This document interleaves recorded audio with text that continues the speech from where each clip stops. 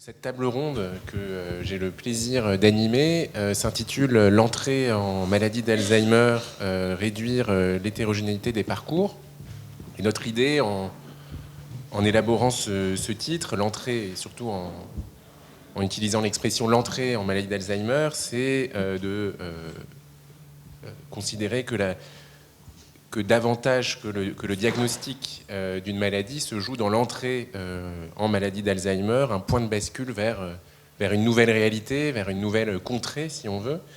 C'est sans doute le cas pour les malades, les personnes malades et pour leurs proches qui ne composent pas seulement avec de nouveaux symptômes, mais aussi avec la conscience que ces symptômes vont évoluer, que les pertes de mémoire vont devenir plus fréquentes, que le sentiment d'identité sera peut-être de moins en moins vif, que la présence au monde changera de nature, que le regard des autres changera aussi.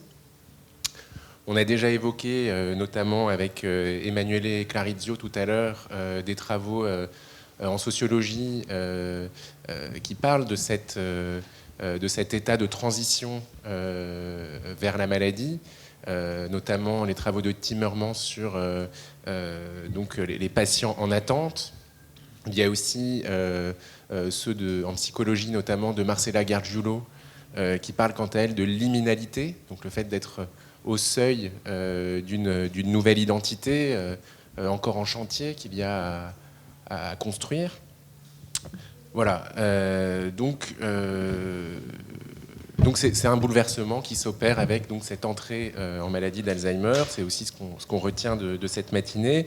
Et de ce point de vue, la maladie d'Alzheimer ne diffère pas, au moins en tout cas, des maladies neuroévolutives dont il sera plus largement question lors des universités d'été donc de ces deux prochains jours.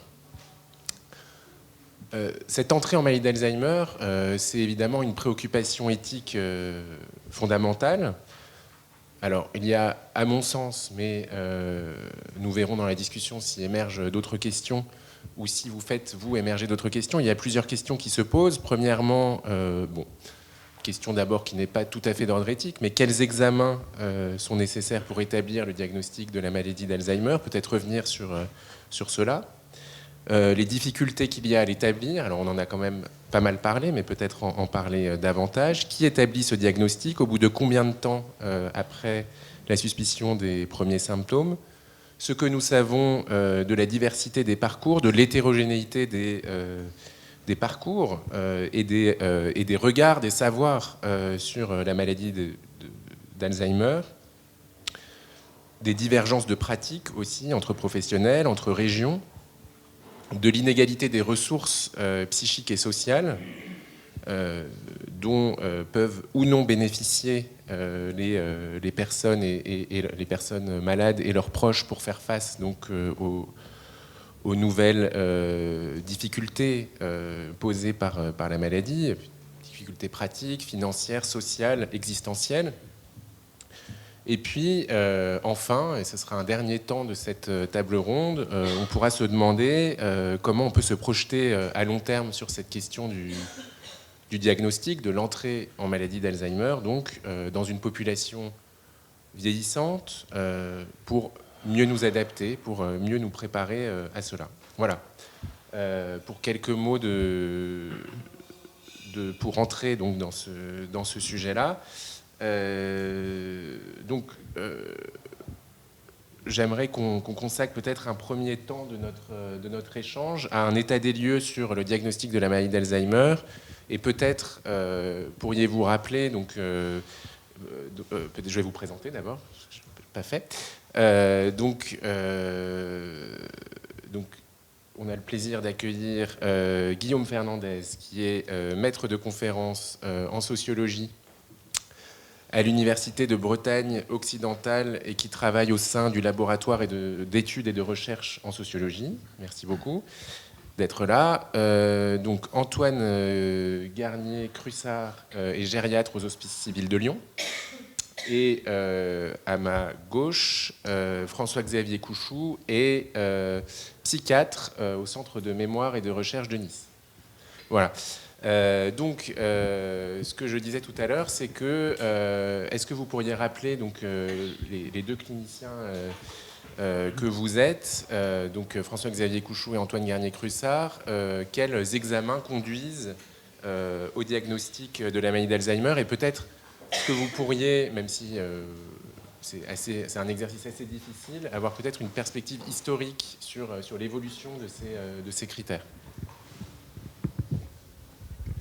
Bon, merci, je vais commencer à prendre la parole. Bonjour à toutes, bonjour à tous, je suis très heureux d'être là et puis j'ai passé une très bonne matinée, j'ai appris plein de choses. Donc là, je suis content d'intervenir sur ces questions. En préambule, je parle à la fois pour le François-Xavier Couchou et pour moi, sur la question qui est celle de cette table ronde de l'hétérogénéité des parcours. On a tous les deux un regard qui est du prisme des médecins. Donc déjà, on est médecins, ça c'est comme ça. Mais donc il faut le croiser avec d'autres regards. Et on a tous les deux une expérience et on travaille en centre mémoire ressources recherche. Et aucun de nous deux ne sommes médecins généralistes. Moi, j'ai jamais été médecin généraliste, j'ai jamais travaillé en cabinet, j'ai jamais travaillé à la campagne. Donc j'ai aussi ce prisme d'une activité plutôt urbaine et plutôt en centre de référence pour les pathologies neurocognitives. Donc c'est comme ça, c'est un fait, j'y peux rien. Mais du coup, dans la vision, je ne peux pas parler au nom de la médecine générale, je ne peux pas parler au nom des soins primaires, je ne peux pas parler au nom de la médecine plus rurale, parce que je travaille dans une zone urbaine avec un peu de zone urbaine sensible, mais malgré tout en centre-ville à côté de Lyon. Il y a plusieurs questions là, à la fois celle des critères diagnostiques, celle de l'historique de ces critères et celle des moyens qu'on a aujourd'hui pour accéder à un diagnostic de maladie d'Alzheimer. Beaucoup de choses ont déjà été abordées ce matin, donc ça simplifie un peu le parcours. On a parlé de Alois Alzheimer au début du XXe siècle, qui a décrit le premier cas de Augusta Dieter, une femme d'une 50aine d'années, qui avait un tableau dit démentiel à l'époque. Elle était jeune, elle avait une 50aine d'années, donc c'était considéré comme une démence pré-sénile, c'était les mots qui étaient employés, et qu'on a ensuite gardé une bonne partie du XXe siècle comme donc avec la description anatomopathologique quand Augusta Dieter est décédé. Donc il avait déjà mis en évidence les deux lésions qu'on a bien caractérisées plus tard comme les lésions de type amyloïde et les lésions de type tau. Et donc la maladie d'Alzheimer était alors, avec la maladie de Pick, qui était une forme de maladie lobaire frontotemporale qu'on a décrit ainsi plus tard, était considérée comme les démences préséniles, donc les tableaux démentiels de déclin cognitif associés avec des symptômes psychocomportementaux éventuels qui touchaient plutôt les adultes âgés jeunes, donc de moins de 65 ans, et les personnes plus âgées qui avaient les mêmes symptômes étaient considérées comme la démence sénile, dont les facteurs de risque ou l'étiologie étaient considérés presque normales pour l'âge. Ensuite, les critères ont évidemment évolué. Les premiers critères cliniques qui ont été importants, c'est ceux de 1984. Nicolas Villain en a aussi parlé. On a caractérisé la maladie d'Alzheimer comme une maladie neurocognitive, donc qui se traduisait par un déclin cognitif, donc une diminution des performances cognitives, par exemple de la mémoire, mais pas que, même si la mémoire était centrale déjà à l'époque. Une diminution par rapport aux performances antérieures, j'avais un niveau de performance mnésique, et puis avec le temps, ce niveau a diminué, et qui était associé à une perte d'indépendance au quotidien, c'est-à-dire besoin d'aide pour faire des choses. Ça, c'était les critères de 1984, donc uniquement cliniques. Ensuite, on en a parlé, à partir des années 90 et plus largement en 2000, il y a eu l'apparition des biomarqueurs dits physiopathologiques, donc des moyens de mesure in vivo de la pathologie amyloïde et de la pathologie tau, qui ont fait tourner et produire de nouveaux critères, soit par le groupe plutôt américain de l'Institut national du vieillissement, le NIA, associé à l'association Alzheimer, donc les critères du NIAA, et les critères d'un autre groupe de travail qui s'appelle le groupe IWG, qui en 2007 et 2010 et 2011 ont créé des nouveaux critères qui associent à la fois ces symptômes cliniques, donc qui sont centrés sur le déclin cognitif, la diminution des performances cognitives par rapport à l'état antérieur, qui était assez significatif, associés à des biomarqueurs de la maladie d'Alzheimer physiopathologique dont on a beaucoup parlé ce matin, par exemple, qu'on peut mesurer avec la ponction lombaire. Et pour continuer un peu l'historique, là en 2018, on l'a un peu évoqué, mais c'était là un peu le coup de tonnerre, c'est NIAA qui a publié des critères pour la recherche, c'était précisé pour la recherche, mais malgré tout, tout le monde les a lus, donc ça a donné du sens. Il proposait, le nom de l'article, c'était vers une définition biologique de la maladie d'Alzheimer, où ils ont décrit la maladie d'Alzheimer comme une entité purement biologique qui comportait la présence de la pathologie amyloïde et de la pathologie tau, mesurée in vivo, quel que soit le phénotype clinique, quel que soit le statut clinique, donc y compris chez des personnes cognitivement saines, donc sans plainte cognitive, sans déficit cognitif. Et puis ça a été un peu pondéré par à nouveau le groupe international IWG, dont Nicolas Villain faisait partie. Il en a parlé ce matin, donc un article écrit par Bruno Dubois, qui a remis en avant l'importance du phénotype clinique et qui a dit que la maladie d'Alzheimer ne pouvait pas être définie uniquement par des paramètres biologiques, mais que c'était bel et bien une entité clinico-biologique avec donc des symptômes typiques et des symptômes atypiques et supportés par des critères neuropathologiques. Donc voilà un peu où nous en sommes au niveau des critères internationaux. Bon, ça ce sont les critères. Moi, en tant que médecin, je peux interpréter ces critères, je peux les utiliser de différentes façons face aux patients. Sur la question en pratique, comment est-ce qu'un diagnostic est fait? Ça a un peu été évoqué ce matin sur la question de la plainte du patient, de la patiente ou de la plainte de ses accompagnants ou accompagnantes. Donc en effet, c'est quand même le mode d'entrée, c'est la plainte cognitive, donc par exemple mnésique, mais pas que, ça peut être une plainte de langage, par exemple difficulté pour trouver ses mots, difficulté pour construire des phrases, des plaintes d'organisation, de planification pour des activités cognitives très complexes, ou des plaintes encore plus atypiques de troubles pour gérer les choses dans l'espace, de troubles visuels un petit peu complexes. Donc soit venant du patient, soit venant de l'entourage, ou alors l'autre mode d'entrée, c'est éventuellement une situation qui est considérée à risque. Ça peut être un médecin généraliste, par exemple, qui est face à une patiente ou un patient qui n'a pas de plainte spécifique, mais lui se rend compte d'un point de vue médical d'une situation qui a risque environnemental. Il y a plein d'exemples. Parmi les exemples, c'est cette personne a un médicament anticoagulant parce qu'elle a une raison d'avoir ça, par exemple une embolie pulmonaire, et le médecin se rend compte qu'il y a des erreurs dans la prise de ce médicament et des erreurs qui peuvent être à très très haut risque pour la santé de la personne. Très haut risque si elle oublie de prendre le médicament ou très haut risque si elle en prend 2 ou 3 au lieu d'en prendre un. Donc finalement, c'est le troisième mode d'entrée, c'est la mise en évidence de situations qui est à risque, on va dire, sur le plan environnemental. Donc ensuite, il y a une première consultation. Et là, aujourd'hui, nous, en France, on suit les critères du DSM pour faire d'abord un diagnostic syndromique de troubles neurocognitifs. Donc c'est toujours la même chose, c'est d'objectiver un déficit cognitif. Donc là, ça a des limites. Ça a aussi été évoqué ce matin. C'est un peu en lien avec la neuropsychologie et la psychométrie. C'est d'essayer de dire si la personne a des performances cognitives qui sont considérées en dessous de ce qui est considéré normal pour elle, pour son âge, pour son niveau d'éducation, etc. Donc avec différentes limites, mais donc il y a des seuils qu'on considère comme significatifs pour dire que les performances cognitives ont diminué. Avec déjà quand même la subtilité de cette diminution des performances cognitives. Et on peut imaginer les deux cas de figure, soit de quelqu'un qui dans sa vie avait des performances cognitives très très très élevées, donc qui est plutôt un cas extrême sur le plan des performances cognitives, qui ressent un déclin, qui elle sent qu'elle n'est pas comme avant. Donc en effet, il y a une diminution de ses performances, mais nous, on la voit aujourd'hui, les neuropsychologues, les médecins, et objectivement, quand on fait les tests, on a l'impression qu'elle est dans la normale pour l'âge, parce qu'en fait, elle partait de très haut. Et donc c'est vrai que son ressenti à elle et l'anamnèse, même si les tests vont être considérés normaux, va nous faire suspecter qu'elle rentre quand même dans un processus neuroévolutif. Et puis il y a le cas de figure inverse, les gens qui ont des performances cognitives dans leur vie adulte qui est plutôt un peu inférieure à la moyenne. Il faut se méfier de ne pas poser à l'excès le diagnostic de troubles neurocognitifs, où on voit aujourd'hui, on fait une photographie des performances cognitives, je me dis, ah bah oui, elle est un petit peu en dessous de ce qui est attendu dans la moyenne de son âge, mais en fait, une anamnèse, il faut chercher qu'elle n'ait pas toujours été comme ça. Donc ça, c'est la première étape, c'est clinique, c'est d'objectiver qu'il y a un déficit cognitif. Ensuite, l'étape d'après, qui est une étape qui est obligatoire, qui est bien recommandée, qu'on fait tous, c'est de faire un examen clinique complet sur le plan extra-cognitif, regarder le cœur, regarder les muscles, les nerfs, etc., s'assurer qu'il n'y ait pas d'autres maladies neurologiques ou systémiques qui expliquent les symptômes. Une prise de sang assez standard pour aussi éliminer d'autres pathologies qui pourraient expliquer les symptômes, par exemple une très grande hypothyroïdie, un syndrome infectieux qui était méconnu, une insuffisance rénale très très très sévère, qui sont des examens qu'on attend normaux pour la maladie d'Alzheimer.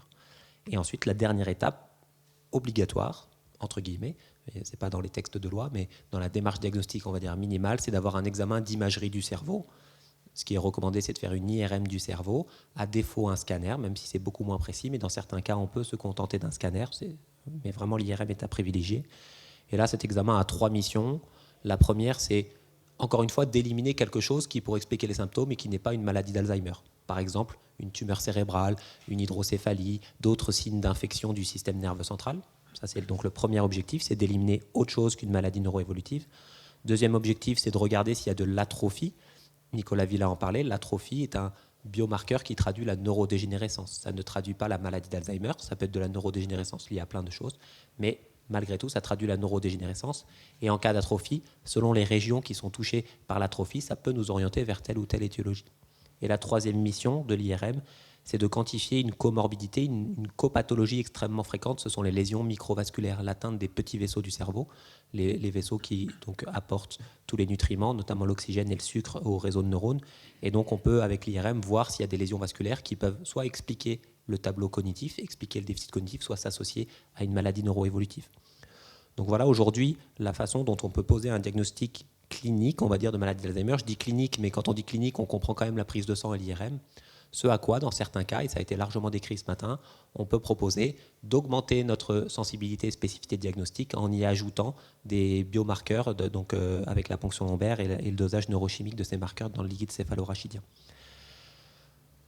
Donc voilà notre parcours diagnostique, et donc il est partagé entre la médecine générale, mais qui peut avancer plus ou moins loin dans le parcours selon les compétences, les appétences des médecins généralistes et leurs expériences. Mais comme dans toutes les maladies chroniques, les médecins généralistes vont, par exemple pour le diabète, largement s'en occuper jusqu'à des niveaux un peu complexes, ou d'autres, par choix, vont plus vite adresser à un spécialiste du diabète qui est l'endocrinologue. Donc là, c'est la même chose, même si on reparlera après du parcours qui a été un peu homogénéisé quand même au niveau national français.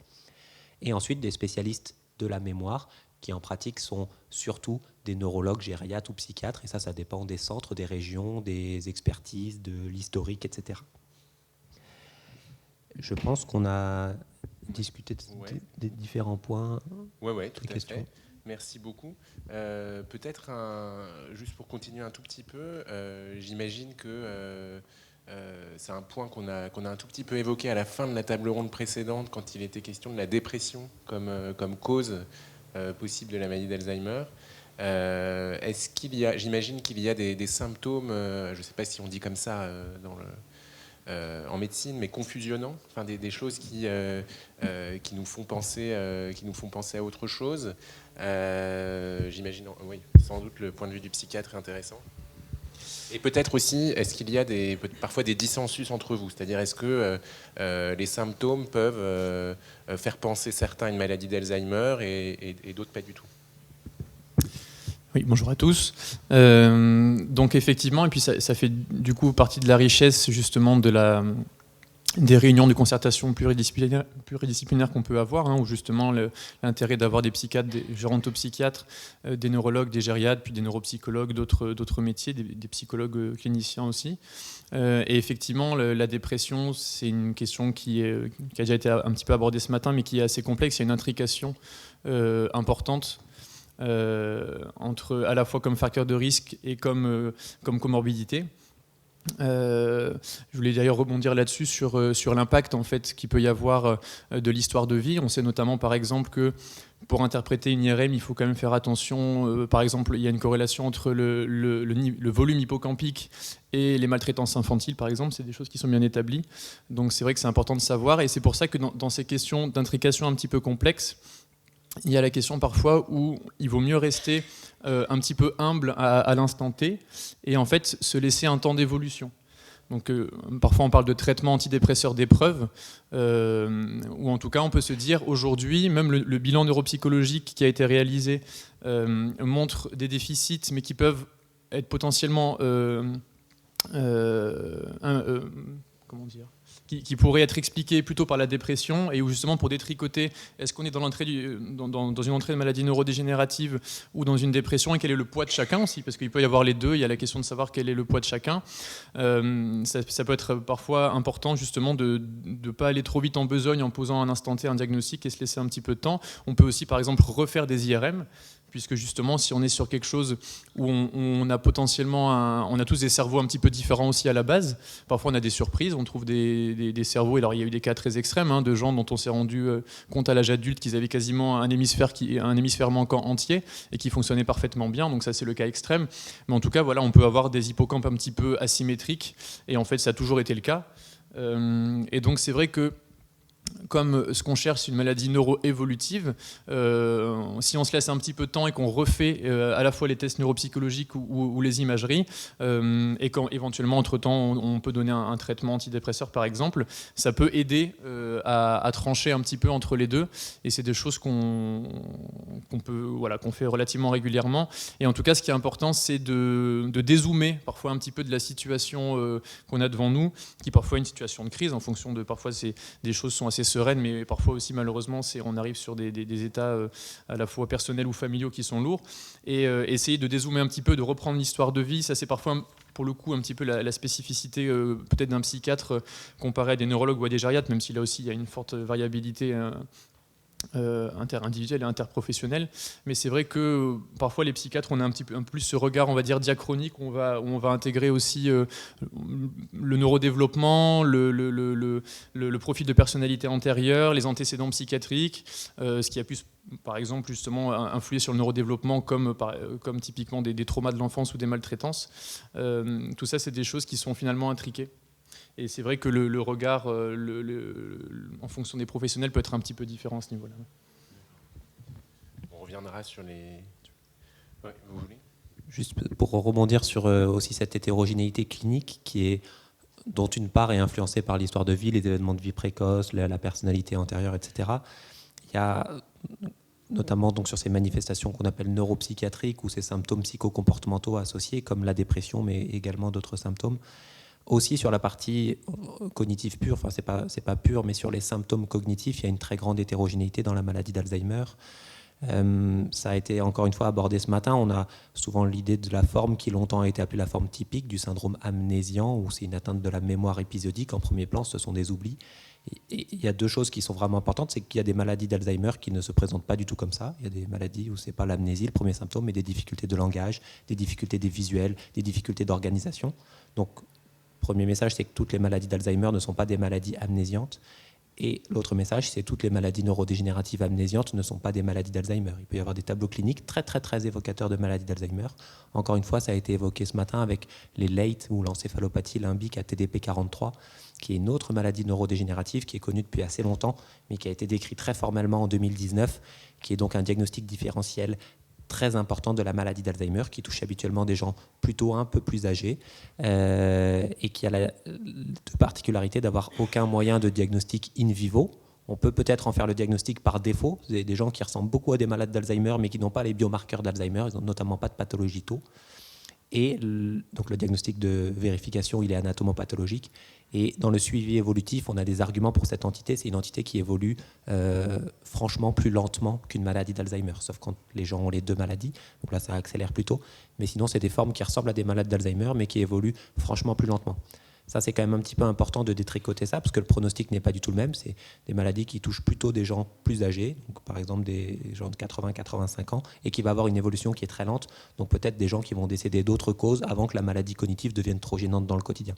Et c'est aussi important dans l'idée où on traite avec des thérapies ciblées. On a parlé des anticorps anti-amyloïdes ce matin. Si les symptômes cognitifs sont liés à cette pathologie, qui n'est pas une protéinopathie amyloïde, mais TDP43, une autre protéine, on imagine bien que la cible thérapeutique ne serait pas la même. Et pour revenir sur le développement, pourquoi il y a différentes formes cliniques, ça, il y a beaucoup de recherches là-dessus et c'est pas très clair, mais il y a une partie qui influence et c'est aussi qui est en lien avec toute l'histoire de vie, qui est nos réseaux neuronaux sous-jacents et la façon dont nos réseaux sont organisés sur le plan anatomique, comment est câblé notre cerveau, et puis aussi sur le plan fonctionnel, comment telle région est reliée à telle autre région cérébrale. Et ça va influencer le développement de ces maladies, qui pour la plupart sont des maladies protéiques qui se propagent un peu de proche en proche et qui vont emprunter ces fameux réseaux. Et donc là encore, on parlait de l'histoire de vie, du neurodéveloppement, sur la question des symptômes neuropsychiatriques précoces, notamment la dépression, mais ça va aussi influencer le phénotype clinique cognitif, donc la symptomatologie cognitive. Et il y a même des liens, mais qui ne sont pas encore très prouvés, mais c'est un point de recherche qui est important, des relations entre les troubles du développement et les maladies neuroévolutives de l'âge tardif ou les maladies neurodégénératives, où il y a des susceptibilités de réseaux. On a des susceptibilités langagières qui ont été développées dans l'enfance, et donc ce sont des réseaux qui vont être modifiés toute la vie, et donc qui vont modifier l'expression clinique de la maladie. Et l'autre chose qui modifie l'expression clinique, on en a aussi un peu parlé ce matin, c'est qu'il n'y a rarement que de la maladie d'Alzheimer, notamment chez les âgés ou les gens très âgés, où il y a beaucoup de colésions cérébrales, donc à la fois d'autres maladies protéiques, comme la pathologie TDP43 dont on en a parlé, des atteintes vasculaires, et puis aussi beaucoup de maladies systémiques. Si j'ai une insuffisance rénale chronique assez sévère, si j'ai une insuffisance cardiaque sévère, si j'ai une bronchite chronique et que je respire mal, tout ça, ça influence aussi mon fonctionnement cérébral et mon fonctionnement cognitif, et ça ajoute un peu de complexité. Et tout ça fait que, c'est reprendre un peu, c'est les généticiens qui parlent beaucoup de la maladie d'Alzheimer comme une maladie complexe multifactorielle. Donc c'est le cas pour les maladies sporadiques avec de multiples facteurs de risque génétiques. Mais je pense que ce contexte de maladies complexes multifactorielles, il est aussi très applicable cliniquement, où on ne peut pas avoir une vision très uniciste d'une maladie très simplexe qui est que amnésiante et que voilà, on a besoin un peu d'apporter cette complexité dans notre démarche diagnostique. Merci beaucoup. Donc on voit que il y a une part peut-être de doute ou de complexité qui n'est pas simplement dans la définition des critères, mais dans la rencontre entre les critères et la réalité clinique. Si on se tourne maintenant de nouveau du côté des patients, de leur entourage, et qu'on réfléchit sur l'entrée, sur le diagnostic, donc Guillaume Fernandez, vous avez fait un travail notamment sur la place du médecin généraliste. Peut-être aussi, vous pouvez rappeler les travaux sur la place des proches dans ces processus. Oui, alors les deux choses sont un peu liées. Donc c'est probablement parce qu'on a identifié un problème du côté des patients eux-mêmes et du côté des proches qu'à un moment donné, on a essayé de mobiliser très fortement les médecins généralistes pour engager les diagnostics. Mais avant la rencontre avec des gens comme mes voisins. Moi, j'ai étudié la coulisse, en gros, du diagnostic de maladie d'Alzheimer. Les médecins généralistes, en aucun cas, ne font un diagnostic de maladie d'Alzheimer. Tout ce qu'ils font, c'est toujours marqué par du pré. Il y a un préfixe toujours. Ils font des pré-examens, des pré-tests, des pré-évaluations, etc. Mais ils ne font pas formellement le diagnostic de maladie d'Alzheimer. Mais à un moment donné, ils déclenchent ce qu'on a appelé dans la table ronde l'entrée en maladie. Alors, pourquoi à un moment donné on a mis un peu les médecins généralistes en avant comme ça? Parce qu'on s'est aperçu qu'il y avait un problème un peu particulier, notamment parmi les gens qui vivent un peu ces altérations cognitives, etc. C'est que les gens ont souvent tendance à tolérer très longtemps la baisse de leur performance cognitive. Tout le monde a intégré le fait que perdre la mémoire, notamment, et comme disait mon voisin, dans la population générale, c'est vraiment le critère qui a marqué très fortement. Tu deviens Alzheimer parce que tu oublies. Et les gens ont assez facilement tendance à tolérer très longtemps leur petite perte cognitive et les troubles de mémoire en considérant qu'ils sont physiologiques. Donc, bon, voilà, j'ai oublié, etc., mais j'ai 70 ans, j'ai 75 ans, j'ai 80 ans, a fortiori, si j'ai 85 ans, etc., c'est normal, c'est normal, c'est normal. Donc, il y a une espèce d'occultation du caractère pathologique des troubles du fait même de l'âge des personnes. Et donc il y a souvent, en tout cas si on veut faire un diagnostic précoce et si on veut réduire l'hétérogénéité des parcours, l'idée c'est bien de avancer les seuils d'entrée dans la pathologie. Le premier mécanisme d'homogénéisation des parcours, c'est de faire entrer les gens au même stade de développement de leur pathologie et donc à des stades assez précoces, on bute déjà sur cette capacité presque à faire des auto-diagnostics. Alors, les familles, alors notamment, je parlais de diagnostic de gens âgés. Les familles ont souvent pour logique, en gros, moi ça c'est des travaux d'Aude Béliard, de gens qui ont beaucoup travaillé là-dessus, des collègues lyonnais, lillois, Vincent Karadec, etc. Mais à Brest aussi, il y avait une sociologue à Brest qui a formulé les choses d'une manière assez imagée comme ça, et ça a été assez repris. Elle disait qu'il y a une période d'incubation sociale de la maladie d'Alzheimer. Alors, incubation sociale de la maladie d'Alzheimer, ça veut dire que pendant un temps, les proches aussi ont tendance à tolérer assez longtemps les pertes cognitives, les petites pertes cognitives, mais avec la maladie d'Alzheimer, il y a rarement des effondrements comme ça, c'est souvent des petits mouvements régressifs, etc. Mais parce qu'eux sont dans une logique un peu de survalorisation de l'autonomie des personnes. Alors ce que dit Karadec, par exemple, à Lille, c'est avec la vieillesse, les gens sont déjà confrontés à ce qu'il appelle les épreuves du vieillissement. Et ce que fait la famille, c'est soutenir la personne qui va faire face aux épreuves du vieillissement. Alors les épreuves du vieillissement, ce n'est pas forcément toujours le veuvage, etc., des gros chocs comme ça, un diagnostic de pathologie très lourde. C'est simplement l'érosion de l'impulsion vitale, comme il le dit, le fait que les gens ont moins envie, je sors, aujourd'hui j'aime pas sortir, etc. Mais si, il faut. Parce que les modèles du bien vieillir, du vieillissement avec succès, etc. ont un peu infusé dans la population générale. Et donc il faut que la personne soit connectée à son environnement social, dans une espèce de mobilisation de soi, etc., d'optimisation un peu de mobilisation de ses capacités, optimisation de ce qui reste, etc. Et donc si elle dit j'ai des petits oublis, ça va plus, etc. La famille a plutôt tendance à dire mais si, t'inquiète pas, parce que ils ont ce registre un peu de soutien, en gros, hein, d'une espèce de stabilisation de la personne, une préservation de soi, de la personne, etc. Bon. Donc, on a affaire à ce qui fonctionne comme un mécanisme banal d'orientation des gens malades vers les médecins, c'est-à-dire l'autodiagnostic que chacun d'entre nous peut faire. Hein. Si vous avez une forte douleur, une grosse baisse de tonus, etc., vous n'allez pas attendre très longtemps pour aller consulter. Si vous ne le faites pas, vous aurez des proches qui vont vous inciter à le faire, etc. Ces mécanismes-là se renversent un peu sur la maladie d'Alzheimer pour les gens âgés.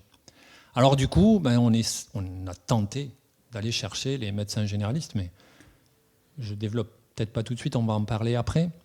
Donc l'idée, c'était de donner aux médecins généralistes, perçus comme le médecin impliqué, entre guillemets, dans les communautés, comme ça, c'est le médecin de famille, c'est le médecin qui a le nez un peu sur les réseaux, etc., qui voit les gens qui baissent, etc. Celui-là, on s'est dit, peut-être il va arriver à déclencher comme ça l'entrée en maladie plus précoce. Alors, je dis des choses trop générales, mais après, il y a de l'inégalité dans tout ça. Alors ce matin, on a parlé de biomarqueurs de la pathologie. On pourrait considérer d'une certaine façon à lire, personne n'a jamais écrit ça comme ça, mais aujourd'hui, je peux le dire, mais on pourrait presque considérer qu'il y a des sociomarqueurs de la pathologie. C'est-à-dire que quelqu'un, c'est un des exemples, hein, dans le petit corpus que j'avais mené, 15 diagnostics étudiés, mais de manière très précise, avec à chaque fois un entretien avec le malade, avec ses proches, avec le médecin généraliste, j'en ai vu 15. C'est pas énorme, mais c'est de la monographie. À chaque fois, c'est essayer d'étudier les choses de manière très intensive, hein, comme on dit en sociologie. Et je me souviens par exemple un monsieur, alors c'est à Brest, hein, le terrain, donc le monsieur était officier de marine, il a fait l'école navale, il est devenu ingénieur dans le spatial, il a fait décoller des fusées à Kourou, vous voyez, en Guyane. Il a sa femme avec lui, Très vite, il a connoté, j'ai des problèmes de mémoire, je suis malade. Parce que ses performances intellectuelles avaient toujours été un support fondamental de son mode de vie, etc., un référentiel un peu de son identité, etc. Il était très soucieux de cette perte de capacité. Vous voyez, ça ne passait pas inaperçu parce qu'il avait un œil, entre guillemets, comme ça, particulièrement acéré, mais il était disposé socialement à regarder ses performances cognitives comme quelque chose d'extrêmement sensible pour lui.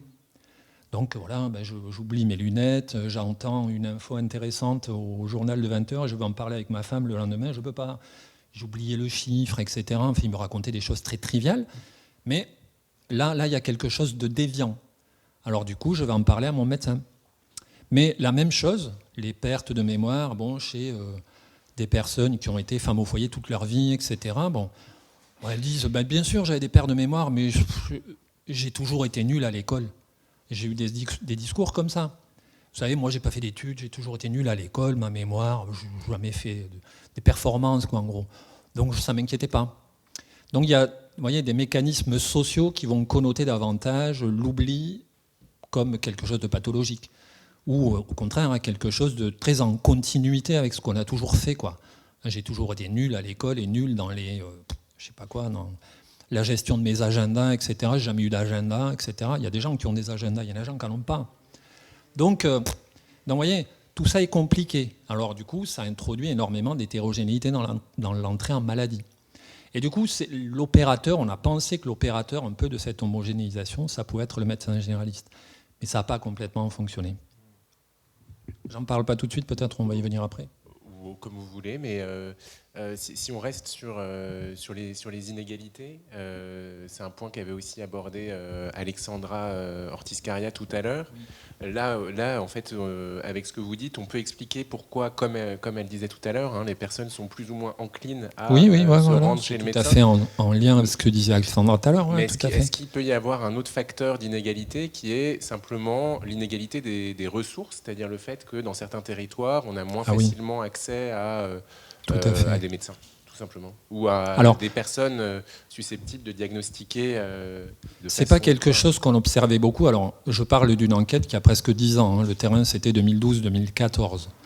Et en Bretagne, autour de Brest, le Nord Finistère, le Centre Bretagne, etc. C'est quand même une région qui, à ce moment-là, n'était pas du tout marqué par des déserts médicaux, etc., ça serait différent aujourd'hui.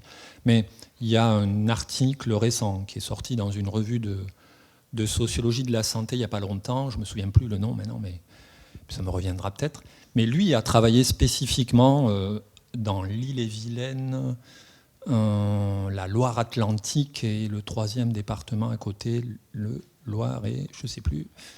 Et lui regarde vraiment des endroits où il y a des densités médicales beaucoup moins fortes, à la fois des médecins généralistes et des médecins spécialistes, et ça joue un rôle, ça vient aggraver. Tout ce que je vous ai dit là est encore un peu aggravé. C'est-à-dire qu'en plus, si les gens disent « bon oui, mais d'accord, bon, c'est vrai que quand même, ça fait 4 ans qu'il nous dit qu'il a des troubles de la mémoire, ça commence à faire beaucoup. Bon, vers qui on se tourne? Et s'il n'y a pas de ressources, ben on va encore attendre un peu plus longtemps. » Donc, mais ça, c'est vraiment des problématiques très contemporaines. Parce que la densité médicale est en train de chuter assez rapidement maintenant. Et dans certains territoires, ben là, oui, il peut y avoir des carences comme ça d'offres de soins, du coup. Et ça vient aggraver les mécanismes que j'évoquais juste avant. Et il y a aussi une question éthique dont on a parlé ce matin, mais sur laquelle on pourrait revenir, c'est la pression au diagnostic, c'est-à-dire soit venant de l'entourage, soit venant du médecin. Alors Alexandra Ortiz-Caria parlait de ces personnes qui venaient en consultation pour tout à fait autre chose, oui. Qui se retrouvaient enrôlés contre leur gré, à leur insu, dans une démarche diagnostique. Est-ce que ça, c'est quelque chose qu'on peut vérifier? Est-ce que c'est quelque chose que vous aussi, vous constatez comme clinicien? Voilà, vous pouvez... Alors, dans l'enquête que j'avais menée, j'ai vu ça. Mais j'ai vu de tout. J'ai vu des gens qui ne voulaient pas le diagnostic et qui l'ont eu. J'ai vu des gens qui l'ont cherché pendant 8 ans. Ils l'ont eu. Elles l'ont eu, c'est une femme. Mais elle a mis 8 ans à l'avoir. J'ai vu des gens qui le voulaient. Le monsieur en question, là, l'ingénieur, ancien officier de marine ingénieur, en moins de 2 ans, il l'avait. Parce qu'il y a des stratégies presque de conquête du diagnostic. Parce que lui, en plus, ça va faire un médecin qui temporisait beaucoup, parce que bon... On y viendra. Mais bon, voilà, à force d'insister, etc., ils arrivent à convertir leur médecin généraliste qui un jour leur fait un papier pour les envoyer en consultation mémoire. Mais voilà, bon, j'ai vu de tout, dans tous les sens. Donc il y a parfois, comme ça, des gens qui ont été envoyés en quelque sorte, un peu contre leur gré, dans des consultations mémoire, ils ne le voulaient pas, etc. Bon. Mais bon, c'est vrai que c'est des situations, les gens disent, bon... Elle vit seule, il vit seul, on ne peut pas le laisser comme ça, certes il ne veut pas, etc. Mais ma responsabilité de fils, de fille, etc. Qu'est-ce que je fais? J'attends encore et j'attends combien de temps? Si au moins il y a un diagnostic, on va objectiver des choses, ben je peux prendre des mesures, aménager son mode de vie. Ça ne va pas lui faire plaisir, mais au moins je peux le sécuriser. Enfin bon, c'est des situations complexes, mais c'est vrai que j'ai vu des gens être, comme vous disiez tout à l'heure, enrôlés un peu dans des diagnostics sans vraiment...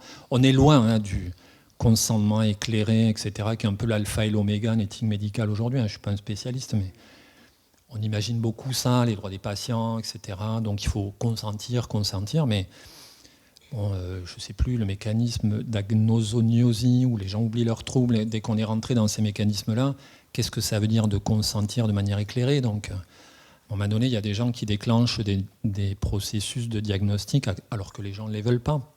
Mais, d'une certaine façon, les gens me disaient, bon, vous allez le voir, de toute façon, il a oublié le diagnostic, donc, bon, voilà, ça ne l'a pas beaucoup perturbé pour autant. Et c'était vrai, des fois, j'allais voir des gens qui, 3 semaines, 1 mois après le diagnostic, et qui l'avaient oublié. Alors évidemment, je n'arrivais pas en leur disant « alors on vous a dit que vous aviez la maladie d'Alzheimer », mais en disant « vous avez vu les médecins récemment, qu'est-ce qu'ils vous ont dit, comment ça va ?» Et je pouvais faire 3 heures d'entretien avec eux, Alzheimer ne sortait jamais. Donc bon, ce matin on a parlé de zones grises. Moi les 15 situations que j'ai vues, c'était que ça quasiment, que des zones grises. Je voyais des médecins qui disaient « bon, moi je ne l'aurais pas fait pour X raisons », des enfants qui disaient « nous on l'a fait pour X raisons », etc. Et je me disais « bon, chacun est dans sa rationalité à lui et chacun a de bonnes raisons de faire ou de ne pas faire, etc. » Bon, après, le problème souvent, c'est la mise en cohérence, un peu tout ça, le fait que les gens ne se parlent pas toujours, etc., qu'ils prennent des décisions séparées les uns par rapport aux autres, etc. Bon, c'est beaucoup ça le problème, mais bon.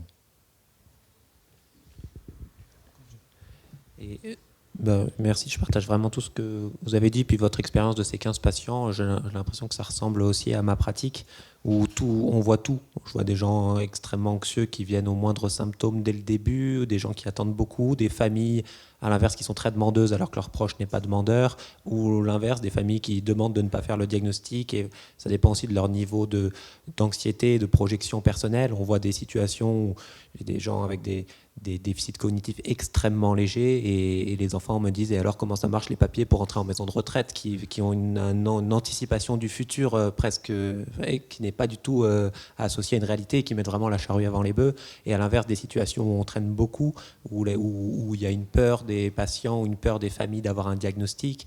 Là, j'ai une anecdote récente d'un patient qui arrivait en consultation avec un courrier habituellement de son médecin traitant, et le courrier daté de 2019.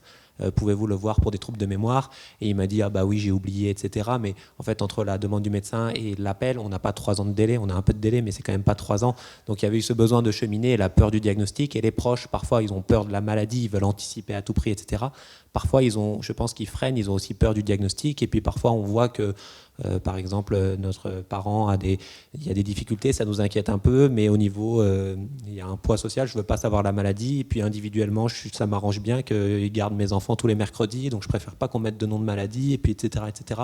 Il y a un poids de tout ce qui arrive dans notre société, dans notre organisation familiale, et qui individuellement, chaque cas est très très différent de certains qui sont très très proactifs pour un diagnostic, d'autres qui ralentissent, qui ont des peurs, ou qui sont rassurés par un diagnostic, ou à l'inverse inquiétés. Et il y a un point, et on ne va pas en parler, parce que c'est un gros, je pense qu'on pourrait faire 3 journées, mais qui peut aussi changer cette peur du diagnostic, que sont les décisions récentes du texte de loi qui a ajouté, là en avril, la maladie d'Alzheimer aux maladies théoriquement qui contre-indiquaient la conduite automobile. Donc on ne va pas en parler, parce que c'est trop, mais ça peut rajouter à j'ai une maladie d'Alzheimer, mais personne ne le sait, je conduis. Par contre, si on m'a posé le diagnostic, et ben là, j'ai plus le droit de conduire. Donc, et je pense qu'il faut absolument poser des diagnostics, et il ne faut surtout pas ne pas venir en centre mémoire si on est inquiet, parce qu'il y a plein de choses à faire. Mais dans cette peur du diagnostic, ça c'est un élément, j'en parle parce que c'est avril 2022 et que c'est pas pour le diffuser, c'est pas pour faire peur aux gens, mais voilà, c'est un fait aujourd'hui, et dans les peurs d'avoir un diagnostic, ça peut rajouter. Et mon point de vue, c'est peut-être qu'on a peur, mais je pense que c'est pertinent de faire un diagnostic. Je veux promouvoir le diagnostic. Mais voilà, ça peut rajouter dans les peurs individuelles, les peurs familiales.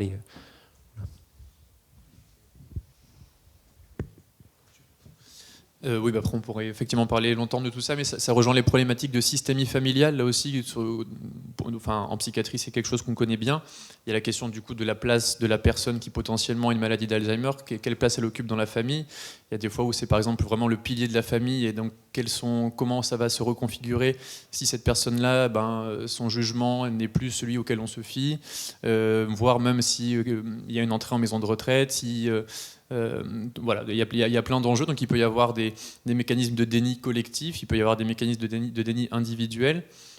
Au niveau de l'individu, il y a l'intrication parfois qui est assez fine entre l'anosognosie, qui est le fait de ne pas se sentir malade sur, on va dire, vraiment un symptôme cognitif, avec vraiment une zone du cerveau qui est censée faire cette réflexivité qui ne fonctionne plus, et puis un mécanisme plus classique de déni, qui là dépend de ressorts beaucoup plus psychologiques, avec parfois des choses où on est très clairement dans du déni, des cas des extrêmes inversement où on est vraiment dans de la nosognosie de manière assez claire, et puis dans la vraie vie, il y a parfois un mélange un petit peu des deux.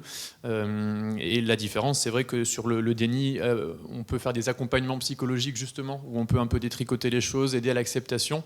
Dans la nosognosie, c'est quand même beaucoup plus compliqué, puisque la fonction, alors après voilà, il y a toujours la question est-ce qu'elle est entièrement perdue ou pas, mais c'est quand même plus compliqué de travailler sur une fonction qui serait vraiment perdue.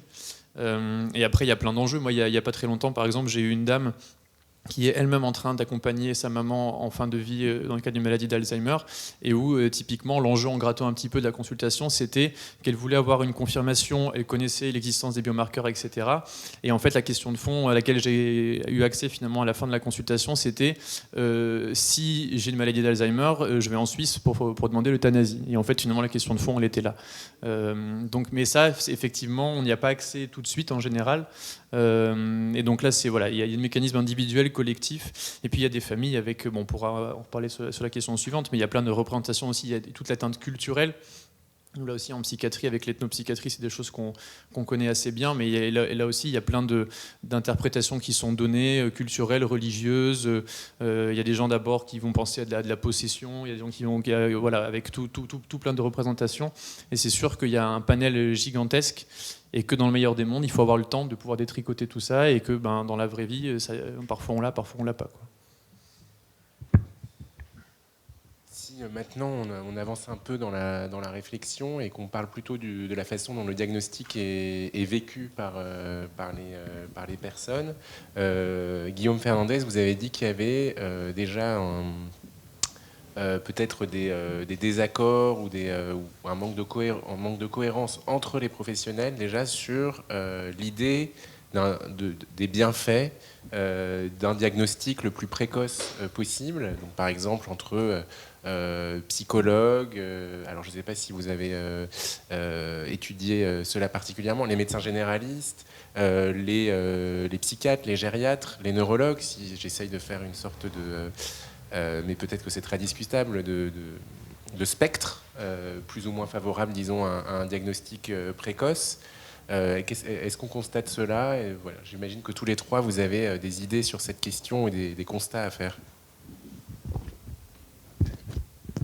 Alors moi, je peux situer plutôt les médecins généralistes, puisque c'est auprès d'eux que j'ai enquêté.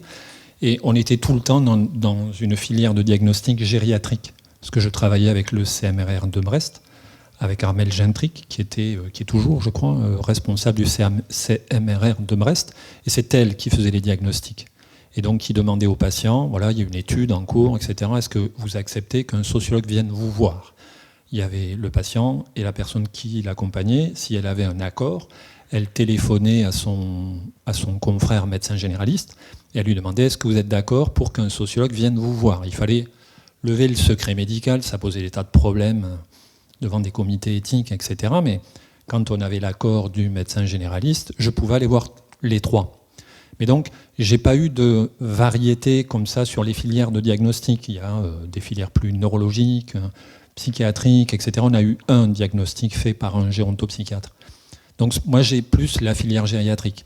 Et donc, ce que j'ai vu chez les médecins généralistes, c'est, finalement, il y a peu de gens qui sont radicalement contre le diagnostic de la maladie d'Alzheimer. Tous les médecins généralistes, à un moment donné, ils disent oui, à des stades avancés, évidemment, qu'il faut faire le diagnostic. Ce qui leur posait problème, c'était plus vraiment ce diagnostic précoce. Alors, pour des raisons un peu différentes, comme ça, de possibilité des gens qui avaient des doutes sur la possibilité même de vraiment objectiver de la pathologie, etc., qui disaient annoncer un diagnostic probable de maladie d'Alzheimer, déontologiquement, ça me pose question, etc. Est-ce qu'en médecine, on peut dire à quelqu'un, s'agissant d'une maladie d'Alzheimer, c'est quand même pas rien, elle est probable. Donc des gens qui disaient, voilà, moi du coup, déontologiquement, je ne me sens pas d'envoyer des patients dans des filières qui travaillent comme ça, quoi. En gros, que ça mûrisse, qu'ils soient un peu plus affirmatifs, etc. Et notamment s'agissant d'une telle pathologie, à ce moment-là, on pourra travailler avec eux. Mais c'est relativement marginal. Ensuite, les médecins généralistes, pour comprendre vraiment leur position, il faut vraiment les ramener. C'est les médecins qui donnent une énorme valeur, entre guillemets, à la situation singulière de leurs patients. Donc, c'est des gens qui regardent un peu ce que le diagnostic va faire, entre guillemets, à la vie quotidienne de leurs patients, etc. La manière dont la personne, justement, va intégrer un peu les effets du diagnostic à son mode de vie, etc. Et il y avait des gens qui me disaient, donc, moi, j'ai toujours rencontré des médecins généralistes quand il y avait eu un diagnostic. Donc il y avait toujours eu.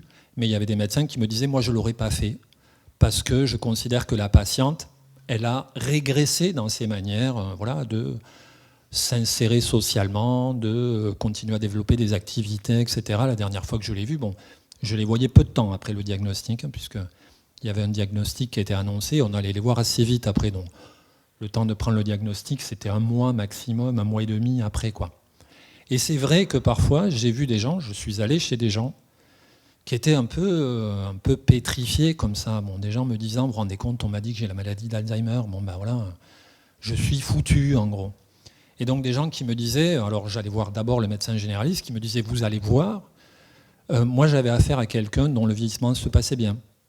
C'est une dame à, je sais plus, 80 ans. Elle a accepté de vendre sa maison. Elle a pris un petit appartement dans le centre-bourg. Elle a accepté des aides. Elle est entourée. Il y a sa fille, etc., qui vient la voir, etc. Bien sûr qu'il y avait des troubles cognitifs, je l'ai vu. Mais ce n'était pas le problème. D'une certaine façon, en prenant en charge le vieillissement, on prenait en charge ces problèmes-là. Et alors, quelque chose qui était extrêmement marqué chez eux, c'est un point de vue assez unanime. Déjà à l'époque, 2012-2014, le traitement ne servira à rien. Les anti-Alzheimer, déjà à l'époque. À l'époque déjà, comment ça s'appelle, la revue Prescrire a fait des publications comme ça qui mettent en doute de manière assez forte, bien avant le déremboursement, qui mettent en doute de manière assez forte l'efficacité des 4 médicaments anti-Alzheimer, etc. Donc ils disent, bon, on va leur prescrire un truc qui ne sert à rien. Alors évidemment, bon, ça fait toujours quelque chose auquel on peut se raccrocher, etc. Mais ce truc est l'espèce de massue, en gros, le choc que peut représenter l'étiquetage Alzheimer sur les personnes, ben moi je ne l'aurais pas fait. Parce que voilà, bon, on aurait pu la laisser évoluer tranquillement. Elle était, entre guillemets, encadrée sur le plan médico-social, etc. Donc la situation était relativement en main. Et on aurait pu avancer comme ça jusqu'à ce qu'un stade plus avancé nous amène effectivement à mettre des choses en place un peu plus fortes, etc., envisager des accueils de jour, mobiliser une équipe spécialisée dans la maladie d'Alzheimer pour lesquels il faut presque officiellement un diagnostic. Parce que sinon on ne peut pas mobiliser un accueil de jour, une ESA, comme ça venait d'être mis en place dans le 3e plan Alzheimer. Donc vous voyez, bon, des stratégies de prise en charge que les médecins avaient mises en place, et ils considéraient que le diagnostic, d'une certaine façon, modifiait radicalement ces stratégies-là, quoi. Mais après, il y a des médecins qui disaient, bon voilà, on a fait un diagnostic de maladie d'Alzheimer chez mes patients, des médecins qui s'engageaient là-dedans, parce que d'une certaine façon, de la stratégie dans leur relation avec leurs patients, il n'y en avait pas, quoi, en gros. C'était des médecins qui étaient consultés par des patients un peu comme on consulte nous tous, son médecin généraliste. Un coup, c'est un peu de fièvre, un coup, c'est je ne sais pas quoi, un coup, c'est une gêne digestive ou je ne sais pas quoi, mais il n'y avait pas de notion de chronicité dans l'accompagnement. Bon, ben là, les médecins généralistes, ils voyaient arriver le diagnostic de maladie d'Alzheimer comme un outil de modélisation, si vous voulez, de la prise en charge. Il n'y avait rien avant. Donc, à partir de là, ils s'y mettaient. Donc, il y a aussi un peu des logiques d'accompagnement. Les médecins, c'est notamment les médecins généralistes, c'est des médecins de parcours un peu. Puis ça devenait quelque chose d'assez central dans leur manière de penser leur métier aussi. Parce qu'au début des années 2010, la médecine générale se déplace un peu sur les questions coordination, parcours de soins, etc. Mine de rien, il y a du renouveau dans le positionnement des médecins généralistes à ce moment-là. Parce que début des années 2000 encore, les médecins généralistes, c'est un modèle libéral, curatif, assez classique, etc. Quand on leur dit vous devriez faire de la coordination de soins complexes, encore au début, fin des années 90, début des années 2000, ils disent non, c'est pas notre métier. On ne sait pas faire, en gros. Nous, on sait faire des diagnostics, des prescriptions et suivre des pathologies. 10 ans après, 15 ans après, ça s'est déplacé un peu quand même. Parce qu'il y a un contexte où on met à l'agenda des politiques publiques, comme on dit, les soins de premier recours. Et donc, il y a une nouvelle manière d'appréhender le métier de médecin généraliste. Et d'une certaine façon, ils attrapent un peu la maladie d'Alzheimer comme une manière d'insérer, eux, un modèle de prise en charge, mais à leur façon. Et donc, le modèle induit par le diagnostic fait par les centres mémoire, etc., soit il est en cohérence avec leur accompagnement, soit il met, d'une certaine façon, une autre logique qui entre en concurrence avec la logique qu'eux avaient tenté de mettre en place avant. Donc, vous voyez, c'est compliqué parce que c'est des médecins qui veulent concevoir un peu les prises en charge, etc. Bon, ils ont leur territoire un peu professionnel, ça c'est presque un peu la balourdise sociologique. Les coopérations, c'est souvent des jeux de coopération, mais de concurrence un peu aussi. Vous faites travailler 2 médecins ensemble, souvent vous mettez un peu 2 coqs dans la basse-cour. Un peu. C'est vrai, il y a ce côté. Bon, voilà, il y a des travaux d'un sociologue qui s'appelle Patrick Castel, qui dit comme ça, aujourd'hui, il est très courant que plusieurs médecins interviennent ensemble. Mais il y a toujours des enjeux de qui, alors lui dit, qui est captant. Et captant, c'est qui a la main non seulement sur sa pratique, etc., mais qui va définir la stratégie de prise en charge. Et en cancérologie, il y a eu des combats comme ça. Bon, c'est l'oncologue, le radiothérapeute, le pneumologue, si c'est le poumon, etc. Bon. Il a fallu énormément de temps, y compris à la cancérologie, pour tasser un peu ces jeux de conflits, de concurrence, etc., et pour introduire justement des espaces de coopération. Ce n'est pas venu spontanément. Et il me semble que c'est ce qui manque un peu dans la maladie d'Alzheimer. Parce que mine de rien, on ne s'est pas bien rendu compte qu'étant donné ce qu'étaient en train de devenir les médecins généralistes, les mettre comme ça, de manière un peu reléguée, quand même, hein, parce qu'il y a des tâches nobles et des tâches un peu triviales dans les métiers. Et les tâches nobles dans le métier de médecin, c'est faire des diagnostics et des prescriptions. Et dans la maladie d'Alzheimer, le médecin généraliste s'est vu refuser de faire le diagnostic et la première prescription. Donc, ces tâches-là, qui sont les tâches nobles, ont été déléguées aux spécialistes.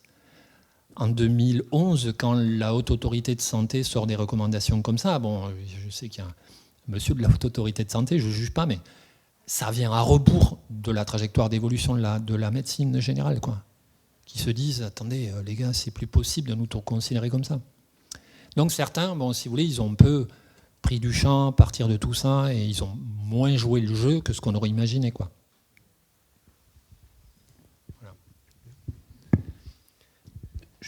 On a parlé de diagnostic précoce, donc juste être sûr qu'on parle tous de la même chose. Il ne faut surtout pas confondre les formes à début précoce, qui sont des formes qui touchent des adultes pas très âgés, classiquement on dit moins de 65 ans, d'un diagnostic précoce qui est un diagnostic en début de la maladie.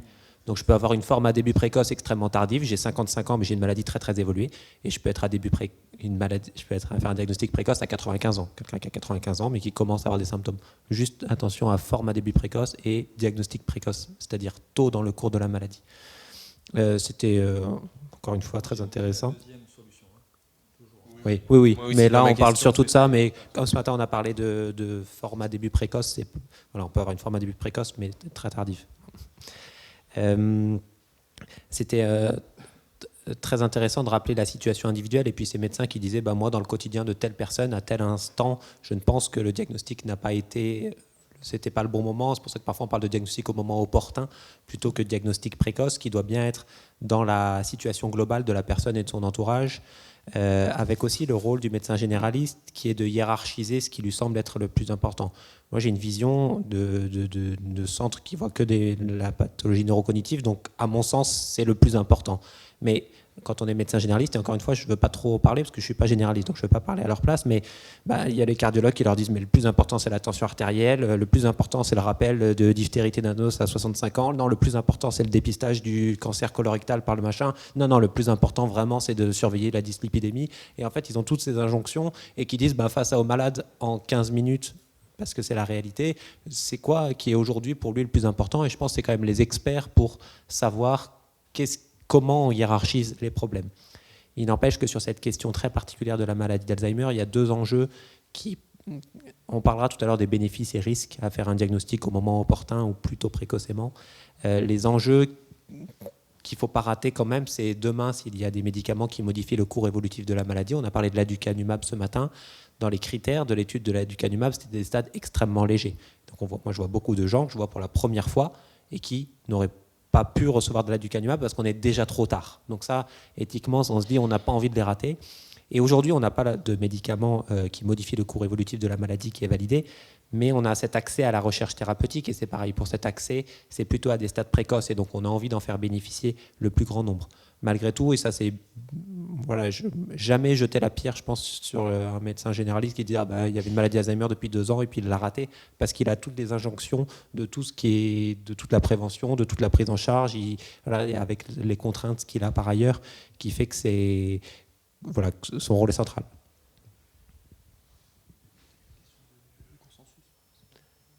Oui, la question éventuellement des désaccords que vous pouvez avoir entre vous.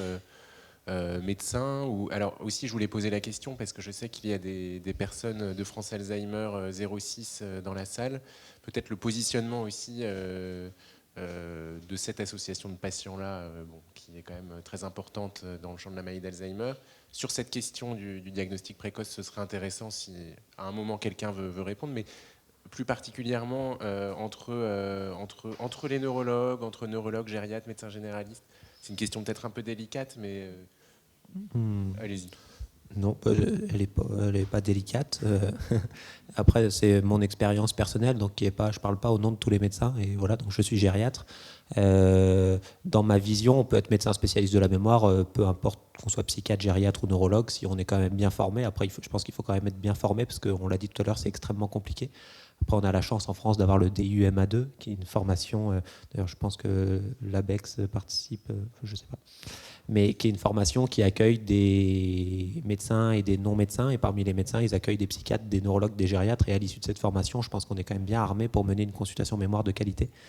C'est peut-être l'occasion de parler d'un consensus qui a été fait sur une stratégie de diagnostic de la maladie d'Alzheimer, une stratégie qui est dite graduée, et qui a été, ce qui est intéressant, c'est qu'elle a été co-validée par le Collège de médecine générale, parce qu'encore une fois, c'est toujours gênant de parler de ce qu'il faut faire en médecine générale quand on n'est pas généraliste, et souvent c'est le cas malheureusement, mais donc là, il y avait vraiment le Collège de médecine générale qui participait.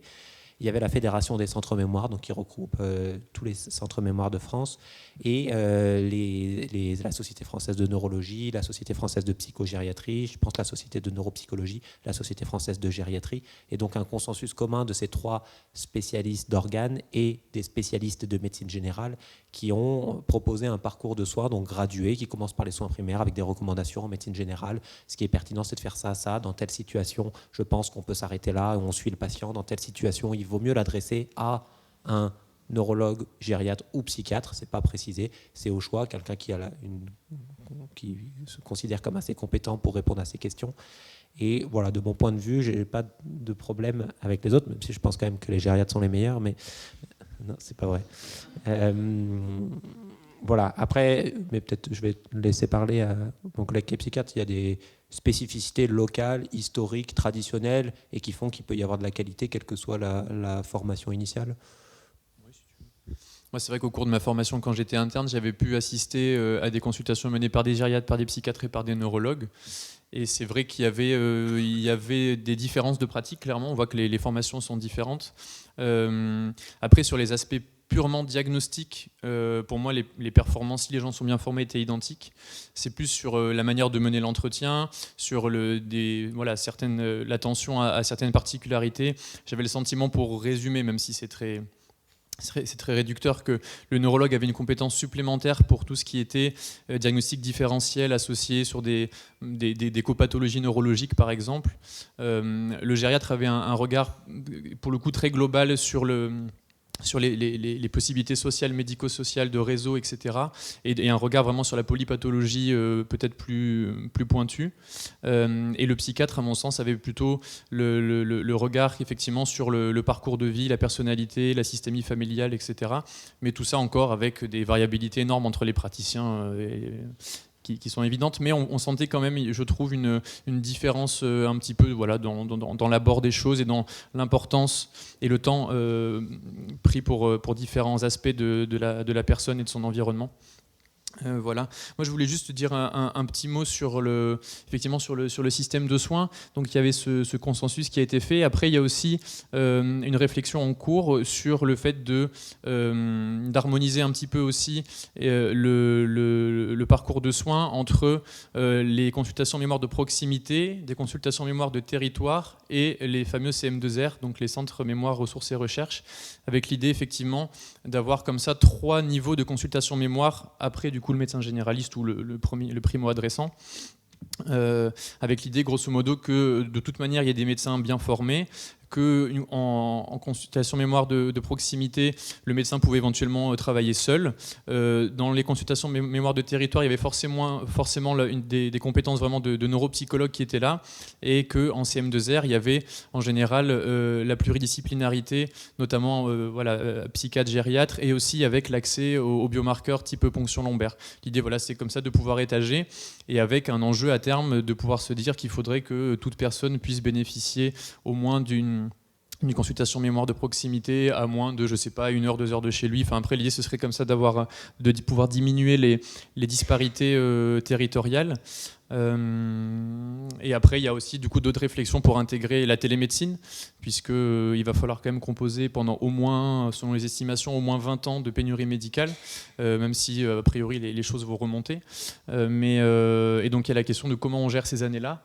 Et c'est vrai que là, on est en train de réfléchir pour voir comment implémenter de la médecine numérique. Il y a des pistes, par exemple, pour des tests automatisés sur, par exemple, chez les Allemands, ça marche assez bien, par un répondeur automatique où il y a des tests qui sont faits de mémoire verbale, de fluence verbale, d'analyse de la voix, et après, avec du coup des scores qui peuvent être déjà donnés en amont et qui permettent d'avoir un degré d'urgence en fonction des scores automatisés sur est-ce qu'il faut voir les gens dans le mois qui suit ou est-ce qu'on peut se contenter des délais actuels qui sont parfois de 6 mois, 9 mois, 1 an, ça dépend des centres. Donc il y a plein de réflexions autour de tout ça pour essayer de lever ces disparités géographiques aussi.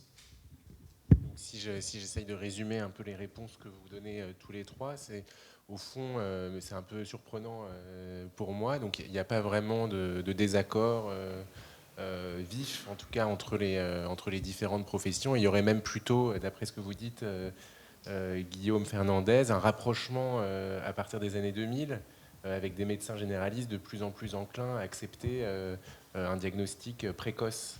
Voilà, disons, si je résume. Donc, si vous voulez corriger, je vous en prie, parce que j'ai sans doute simplifié. Alors, pour positionner les médecins généralistes, souvent, il y a un modèle en sociologie qui a été proposé par Nicolas Daudier. Il dit qu'il y a des médecins qui privilégient, il parle comme ça, l'objectivation à proximité du patient. C'est-à-dire c'est vraiment les gens qui sont les cliniciens, c'est plutôt le médecin généraliste, qui sont proches de la singularité du cas. Et ils regardent, par exemple, l'opportunité d'un diagnostic dans une situation avec une indexation, entre guillemets, sur la situation très forte. Et il dit qu'il y a des manières d'objectiver beaucoup plus à distance des patients. C'est-à-dire on va considérer qu'il est intéressant de faire des diagnostics de maladie d'Alzheimer parce que on va mettre en place des stratégies d'accompagnement précoce, etc. Donc là, c'est des diagnostics, des stratégies précoces, mais il n'y a pas de patient réel derrière. Et ça ne partage pas la communauté médicale en deux avec des médecins d'un côté et d'autres de l'autre. Chaque médecin peut être en partie tenu de regarder le cas singulier de son patient quand il est devant lui et en même temps référer sa pratique en permanence à des enjeux de santé publique, etc. Donc il est intéressant de manière générale de faire des diagnostics, mais est-ce que je l'ai fait sur ce patient-là aujourd'hui ? Les généralistes, en gros, ils sont pris dans des tensions à partir du début des années 2000 et des années 2010, un peu plus marquées, parce que comme la profession devient une spécialité, ils ne peuvent plus se cantonner sur le registre clinique classique, comme ça, moi c'est mon patient, et puis les hospitaliers, je ne les regarde pas, en gros, c'est pas ma médecine un peu. Ça peut être le modèle du médecin généraliste, clinicien pur, etc., qui pouvait déléguer comme ça pour des actes techniques à des confrères hospitaliers, mais qui ne parlaient pas beaucoup avec eux. Là, ils sont quand même un peu obligés de tenir compte, quoi. Donc, ils sont quand même un peu plus ouverts à ce que fait la médecine, la biomédecine, etc., puisque eux-mêmes deviennent une spécialité, etc. Mais ça ne simplifie pas pour autant les compromis qu'ils font, quoi, parce qu'ils restent quand même un peu très marqués par cette espèce de tradition clinique, etc. Vous voyez, donc les compromis qu'ils font, plus je rajoute le patient qui ne veut pas, la moitié de la famille qui veut, mais l'autre moitié qui ne veut pas, enfin, vous voyez, et ils se retrouvent un peu à arbitrer en permanence un peu avec ces situations. C'est pour ça que j'évoquais des situations grises un peu partout. Et donc, ils ont du mal finalement à construire véritablement un modèle un peu, une attitude un peu standardisable. Et si je reviens à la question homogénéiser les parcours, ils ont du mal avec ça, parce que les homogénéiser, ça supposerait qu'il y ait un modèle. Il est toujours intéressant de les faire précoces. Il est jamais intéressant de les faire... Vous n'aurez jamais un médecin généraliste qui va vous dire toujours jamais. Ça dépend, il faut voir les patients, etc. Ça m'était arrivé de faire des entretiens avant ce travail que j'avais fait avec Armel Gentric, etc. On leur demandait déjà le soin des personnes âgées, etc. On avait été déçus parce que c'est des gens qui vous disent des fois on peut faire comme ça, des fois on peut faire comme ça, des fois encore autrement, etc. Et là, on est allé les voir sur des patients identifiés Parce qu'on s'est dit, au moins, on va pouvoir avoir un cas singulier et on va voir quels arbitrages il fait. Parce que si vous les faites parler à distance des patients, ils vous disent tout est possible. Donc, vous voyez, bon, c'est des gens, ils cherchent un peu encore aujourd'hui à se référer quand même un peu à la biomédecine classique, tout en restant ces cliniciens, etc. Bon. Mais quand il y a eu le déremboursement des médicaments anti-Alzheimer, j'ai entendu, c'était quelques mois après, c'est un congrès de France Alzheimer, le congrès national de France Alzheimer, et il se trouve, je crois qu'il est toujours, c'est un Finistérien qui était président de France Alzheimer, M. Jaouen. Monsieur Jaouen, vous le connaissez, bon, et comme je le connaissais un peu, on est voisins, hein, l'UBO et France Alzheimer 29, c'est à 500 mètres. Donc je l'avais croisé, il m'avait envoyé une invitation, et donc j'étais allé au congrès de France Alzheimer, congrès national de France Alzheimer. Et il avait invité Pierre-Louis Druet, le professeur Druet, professeur de médecine générale, pour parler de la position des médecins généralistes justement sur ces diagnostics, et ils étaient certainement en train de travailler sur le texte que vous évoquiez tout à l'heure. Devant l'association France Alzheimer, il n'a pas dit on a déremboursé les médicaments, victoire pour la médecine générale, il a dit moi je ne l'aurais pas fait. Je ne veux pas les prescrire systématiquement comme on me demandait de le faire, mais c'est idiot de l'empêcher de le faire. C'est le clinicien classique. Donc vous voyez, bon, ils sont très balancés, quoi, très, à part, il y en a vraiment, dans les 15 que j'ai vus, il y en a vraiment 2-3 quoi, qui disaient Alzheimer, ça n'existe pas, etc. Mais très très peu finalement. C'est très éclairant. Je vais vous poser une dernière, parce que là, l'heure tourne, on va quand même laisser un petit peu de questions, et puis on a pris un peu de retard. Une dernière question sur ce qui était l'objet de cette table ronde, une question prospective, celle de savoir si... alors, je vais vous demander votre avis rapidement, si possible, mais sur la question de savoir si, à votre avis, il faut homogénéiser donc les parcours, d'une part, et comment le faire. Est-ce que ça passe par un contrôle accru de l'exercice de la médecine générale, de la médecine en général, ou voilà. Par quoi ça passe, quoi. Voilà.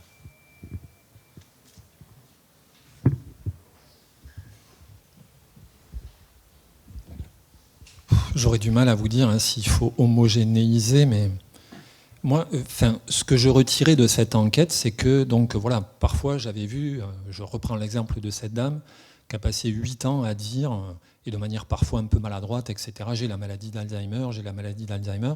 Tout le monde en lui disait, mais non, t'inquiète pas, mais non, regarde, la maison est bien tenue, etc. Bon.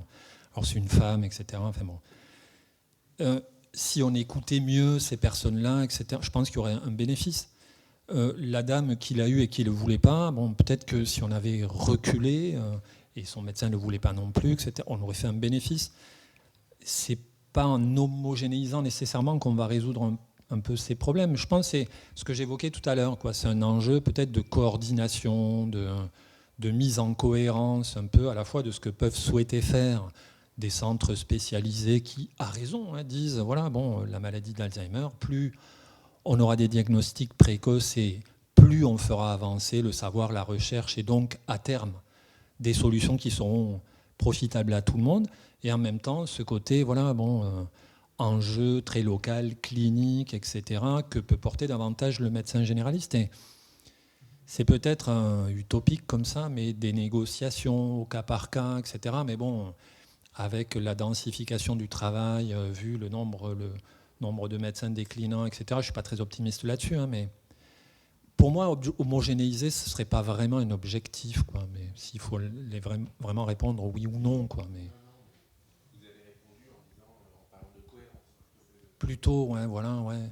Ne pas retrouver cette dame accablée d'un truc qu'elle n'a pas voulu, et cette dame qui a cherché sans l'obtenir son diagnostic. Enfin, elle a fini par l'obtenir, mais 8 ans à dire, voilà, écoutez-moi, je suis malade. Oui, j'allais un petit peu réagir de la même manière. Ça dépend ce qu'on appelle homogénéiser. C'est certain que donner un meilleur accès dans certaines zones ou certaines populations précaires, si c'est ça homogénéiser, oui, il y aurait un intérêt à le faire.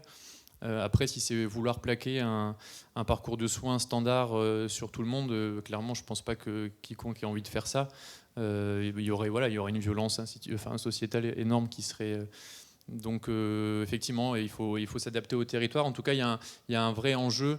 Nous, là, il se trouve que localement, à Nice, là, il y a un gros projet qu'on est en train de porter, enfin une deuxième version d'un projet qui s'appelle Bien Vieillir. Donc il y a eu Bien Vieillir 1 et là, on est en train de faire Bien Vieillir 2, qui est un projet d'envergure de partenariat public-privé de l'ordre, je ne sais plus, d'une quarantaine de millions d'euros quand même. Avec du coup l'idée d'avoir un bien vieillir qui concerne vraiment tous les champs, à la fois de la santé, puis un petit peu au-delà aussi des questions de qualité de vie, de spiritualité et autres. Et en fait, en tout cas, il y a cet aspect de vouloir absolument essayer de capter dans ce projet des gens qui en général sont quasiment jamais dans les projets de soins, et d'essayer au maximum d'aller chercher des gens de l'ARPI, d'aller chercher des gens des cités, d'aller chercher des gens, parce qu'en fait, il y a quand même globalement, je pense, dans les études, dans la plupart des études biomédicales, un biais de recrutement qui est quand même assez important. Et donc, voilà, et je pense qu'il y a quand même quelque chose où si on peut arriver à lever ces disparités-là, et ça peut être un des bons côtés du terme homogénéisé, quoi. Et ben moi, je suis d'accord avec vous deux, encore une fois. À part sur le mot bien vieillir, mais c'est toujours discuter entre les gériatres, et on préfère peut-être vieillir en santé que bien vieillir, parce que ça exclut un peu tous ceux qui vieillissent mal et qui souvent n'ont pas trop le choix de mal vieillir, parce que c'est comme ça. Mais pour la question d'homogénéiser les parcours, on a un peu abordé la question de la démographie, qui est une question qui est inquiétante pour vous tous et pour nous aussi. Et je pense qu'il y a quand même une réalité. Donc il faut savoir que la démographie médicale française et la démographie de la population française vont dans le sens un peu contraire. Et donc ça va créer des difficultés de diagnostic et de prise en charge de toutes les maladies chroniques, y compris la maladie d'Alzheimer. C'est un fait, et je pense qu'on va vers les difficultés. Et donc, mais c'est inquiétant peut-être triste, je ne sais pas. Je suis pas, c'est pas de ma faute en tout cas. mais voilà, il faut quand même avoir ça en tête. L'autre chose, pour homogénéiser, il y a la question de, face à toute décision, c'est de peser la balance entre les bénéfices et le risque. Par exemple, le bénéfice-risque à faire un diagnostic de maladie d'Alzheimer, il y a en effet des risques, on en a parlé. Il y a le risque de se tromper, on a une incertitude avec nos moyens diagnostiques actuels. Il y a le risque de créer de l'anxiété, il y a le risque, comme vous l'avez dit, de coller un diagnostic à quelqu'un qui n'en voulait pas. Bon, ça, on peut, voilà. Il y a le risque de stigmatisation dans la société.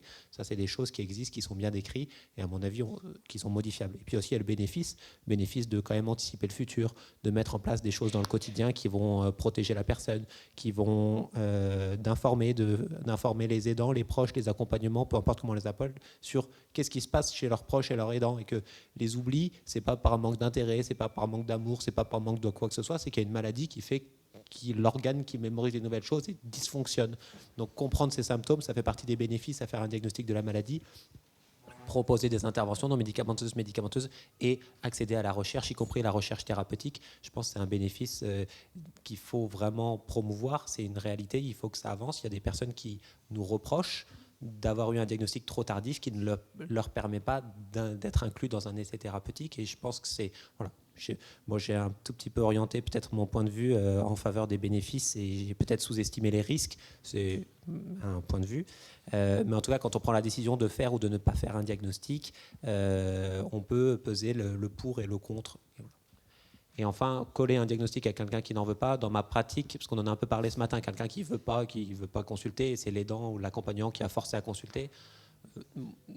Moi, à titre personnel, c'est quelque chose que je prends en compte, et peut-être que je vais proposer un bilan diagnostique un peu moins complet que quelqu'un qui est très motivé pour un diagnostic de précision, mais j'ai l'impression que mon rôle, c'est de faire, on va dire, le minimum pour éliminer quelque chose qui serait trop dommage de rater. Par exemple, quelque chose qui est vraiment curable, je ferai au moins une prise de sang, une imagerie cérébrale, je n'irai pas trop loin dans des bilans très complexes, et je m'assurerai que l'environnement soit protégé. Et en effet, de ne pas aller à un diagnostic de très grande précision, et je dis, voilà, on ne va pas plus loin parce que ce n'est pas votre désir. Parmi les hypothèses, il y a celle d'une maladie d'Alzheimer. Aujourd'hui, je ne suis pas capable de le confirmer, ce n'est pas votre souhait, mais j'ai quand même vérifié qu'à la maison, il n'y ait pas des oublis de gaz qui risquent de faire exploser l'immeuble. J'ai vérifié qu'il n'y ait pas une conduite qui serait vraiment très très dangereuse. Je me suis assuré que ce ne soit pas à cause d'une insuffisance rénale terminale qui en fait on pourrait traiter. J'ai vérifié que ce ne soit pas une tumeur cérébrale qu'on pourrait opérer.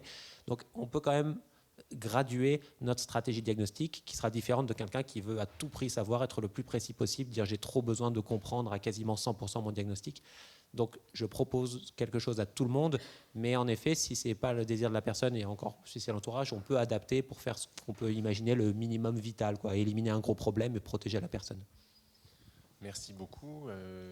Bon, c'est assez rassurant de vous entendre. Ce qui l'est moins, c'est ce que vous dites sur la démographie et le manque de temps et de moyens.